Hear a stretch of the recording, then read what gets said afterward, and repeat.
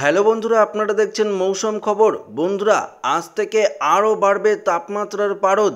তবে এই তাপমাত্রার পারদ বাড়ার সঙ্গে সঙ্গে এই সপ্তাহে কোন কোন জেলাগুলিতে বৃষ্টির সম্ভাবনা রয়েছে ইতিমধ্যেই তা জানিয়ে দিল আলিপুর আবহাওয়া দপ্তর।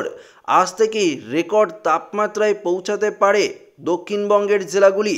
চলতি সপ্তাহে যেসব জেলায় বৃষ্টির সম্ভাবনা রয়েছে তার মধ্যে রয়েছে দার্জিলিং, কালিম্পং, জলপাইগুড়ি, আলিপুরদুয়ার, কোচবিহার, উত্তর দিনাজপুর, দক্ষিণ দিনাজপুর এবং মালদা।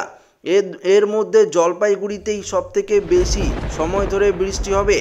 এই সপ্তাহের শুরু থেকেই দাবদাহে চলছে কলকাতা ও আশেপাশের জেলায়। তারপর থেকে বেশ কয়েকটা আবহাওয়ার পরিবর্তন হয়নি। আলিপুর আবহাওয়া দপ্তর জানিয়ে দিয়েছে কলকাতায় আগামী কয়েকদিনের জন্য বৃষ্টির কোনো পূর্বাভাস নেই, তবে রাতের দিকে হালকা বৃষ্টিপাতের সম্ভাবনা রয়েছে উত্তরবঙ্গে। সন্ধ্যের পর থেকে উত্তরবঙ্গের জেলাগুলিতে বৃষ্টি হবে বলে জানা গিয়েছে।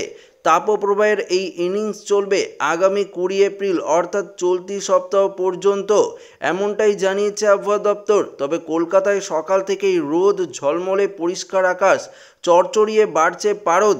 আজ সকাল থেকেই 31 ডিগ্রি সেলসিয়াস তাপমাত্রা রয়েছে কলকাতার আশেপাশে।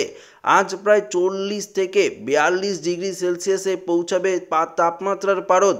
আগামী 7 দিন দক্ষিণবঙ্গের কোথাও সেভাবে ভারী বৃষ্টির সম্ভাবনা নেই, তবে হালকা পশলা বৃষ্টির সম্ভাবনা রয়েছে এক সপ্তাহ পর থেকেই।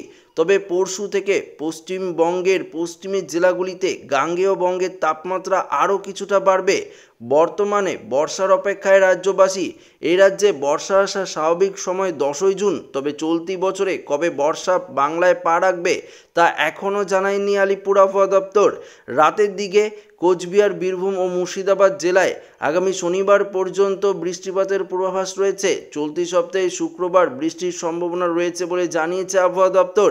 গাঙ্গেয় দক্ষিণবঙ্গে আগামী কয়েকদিন মূলত সূক্ষ্ম ও উষ্ণ আবহাওয়া থাকবে, তবে বিক্ষিপ্তভাবে বৃষ্টিপাতের সঙ্গে বজ্রপাতেরও সতর্কবার্তা রয়েছে এবং উত্তরবঙ্গের জেলাগুলিতে বেশ কিছুটা শিলাবৃষ্টির সম্ভাবনাও কিন্তু জারি করেছে আবহাওয়া দপ্তর।